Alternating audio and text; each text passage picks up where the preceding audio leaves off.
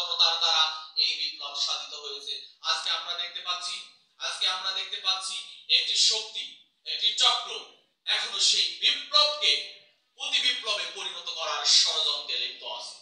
আমরা দেখতে পাচ্ছি আমাদের শহীদদের সেই ত্যাগ, শহীদদের সেই আত্মত্যাগ, আহত পুঙ্গত্ব বরণকারীদের সেই ত্যাগকে ধারণ করার মতো শক্তি আমাদের এই প্রজন্মের অনেক ব্যক্তিরাই এই প্রজন্মের সেই ত্যাগকে স্বীকৃতি দিতেও অনেক ক্ষেত্রে তারা দ্বিধাদ্বন্দ্বে ভোগে।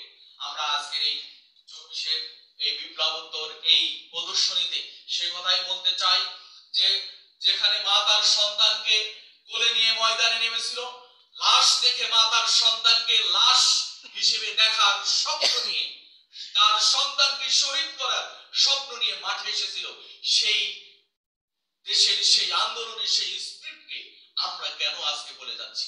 কেন আমরা সেই স্পিরিটটাকে ধারণ করতে পারছি না? আমি যদি বলি 24-এর সেই স্পিরিটটাকে আমাদের ধারণ করা এখন সময়ের দাবি। আমরা যদি 24-কে ভুলে যাই তাহলে প্রায় 2000-এর অধিক যে শহীদ, লক্ষ লক্ষ ছাত্র জনতা যেভাবে আত্মত্যাগ করেছে, তাদের সাথে নির্মম বিশ্বাসঘাতকতা ছাড়া আর কিছুই আমি দেখি না।